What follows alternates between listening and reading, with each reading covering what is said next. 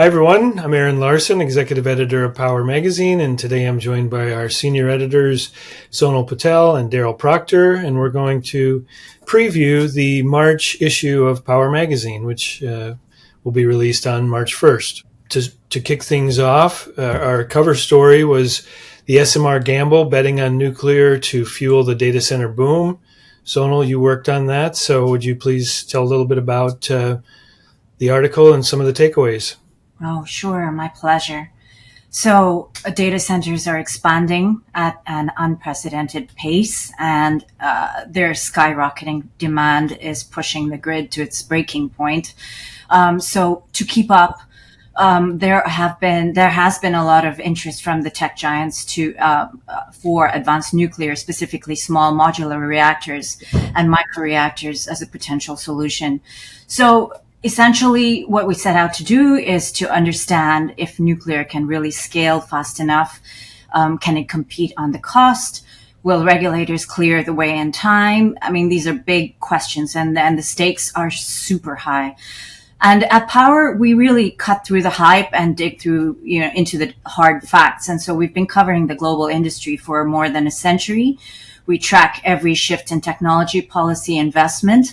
And we wanted to really consider deeply how we could report this feature for relevance to our core industry. And then, so part of the task was to gather some really deep reporting from the data center industry itself. So the feature is partly told from the data center perspective, for what they need and what they're willing to invest in, whether nuclear fits into their business model, who's making the big bets, and what's holding nuclear back. All right. Thanks, Sonal. Darrell, you worked on a feature story as well about C&I, commercial and industrial power systems. The title of that one was A Business-Like Approach to Power Generation. Can you talk a little bit about the takeaways from that article?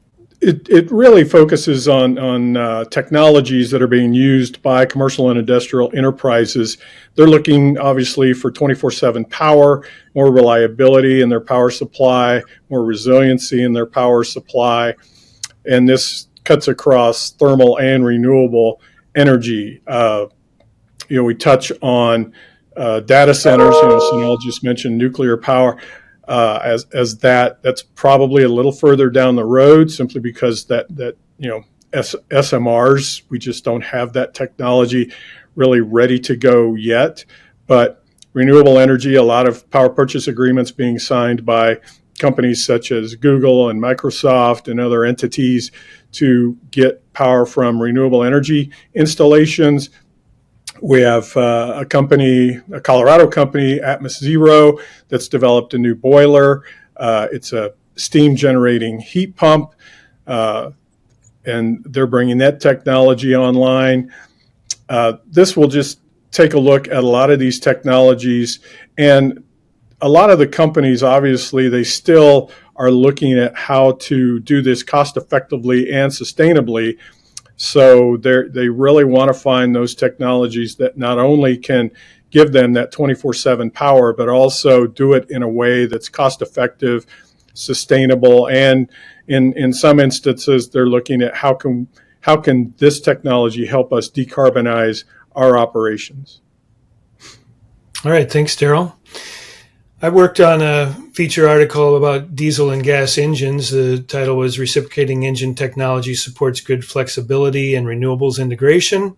I got a lot of great input from MAN Energy Solutions as well as from Caterpillar for that article. And it's really something that's important, I think, to flexibility on the power grid in many places. Specifically, these engines are being deployed around the world, and they're fast start. You can bring an engine online and be supplying 100% load nearly instantaneously. And that's a really important feature when you're in a grid that has a lot of renewables where, cloud cover can cause solar to go away quickly, or, the wind dies down and intermittent renewables are not supplying what they were at one point in time. So engine-based power plants are a kind of a key resource to come online quickly, and also have fuel flexibility, where you can be connected and running engines on natural gas, and you can also have backup power supplies where they're using renewable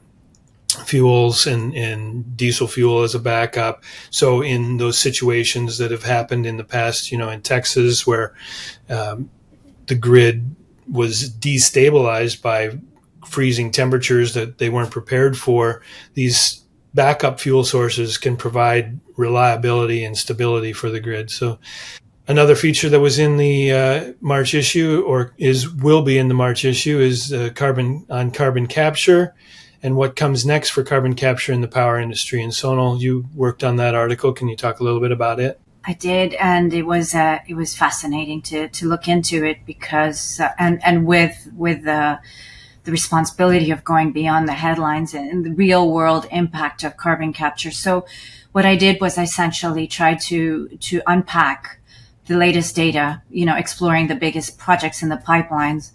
And it seems there has been a massive surge in interest for carbon capture. There has been a lot of development in the policy avenue, and then there has been some technology breakthroughs.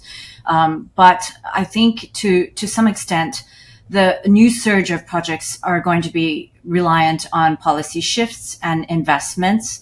There is some question about how it could circumvent the cycle of uncertainty, even though momentum is building. So that is a big part of what I set out to do. I interviewed several folks in the industry, including from think tanks that are heavily involved in carbon capture, including from the policy front, and companies that are looking at carbon capture for future projects. Thanks, Sonal. And we've got several other features that are in the issue. One is on the AI boom and how it's reshaping the power landscape, particularly with data centers driving historic demand growth. We've also got an article on generative AI at the edge and how that's revolutionizing the power industry's control layer. And we've got a Marnie Surfaceblow article. That, of course, is our fictional character. Marnie is a engineer who solves unique problems, and in this particular case, she's working on at a plant that has a carbon capture system that was causing some issues. So I hope people will check those out. We've also got a commentary piece from Rich Stinson of Southwire. And I wrote my Speaking of Power column this month was on the Trump energy policy changes and some of the executive orders that have been issued and how they're affecting the industry. So I hope people will check that out. I referenced a Morgan Stanley report on how some of these may play out in the long run and what effects they might have on the power industry overall. In our Global Monitor section, I know, Darrell, you worked on an article focused on Zimbabwe and how it's pursuing nuclear power.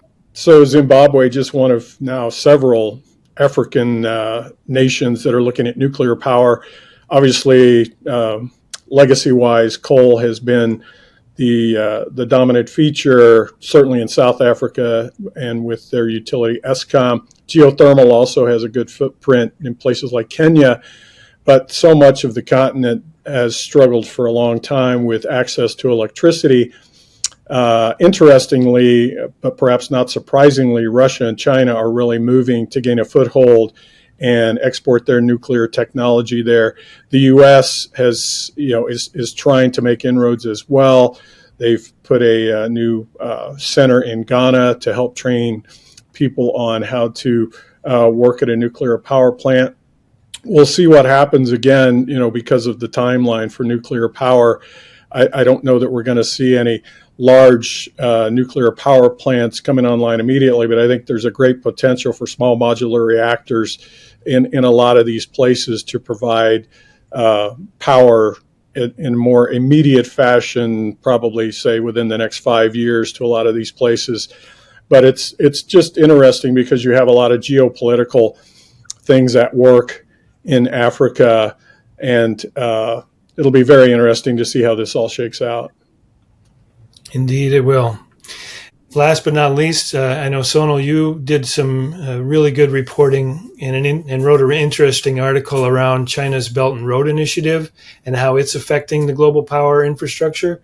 And you also published or produced a big picture infographic that was focused on power that's being built with Chinese capital. Can you talk a little bit about those? Sure. I think this is a topic that doesn't get enough attention. And I think when I started to look into the figures in terms of the data that I had available, it started to occur to me that this is a topic that when we think about all the projects that are being built around the world, there has been a massive investment over the last decade from China and Chinese initiatives, mainly from the Belt and Road Initiative. So to some extent, I set out to explain what that is and how much has been so far really injected into a lot of projects in Asia, in South Asia and Southeast Asia and in Africa. Apart from major infrastructure projects like railways, highways, ports, etc. Many of these have been in massive power plants. So to some extent, there has been a lot of discussion from both sides of the globe, from the global north and the global south about how this could affect the future of the power industry. And so that is where the story really goes, and to really explain what the strategy is from the Chinese side and how it could affect infrastructure plan strategies for the global north.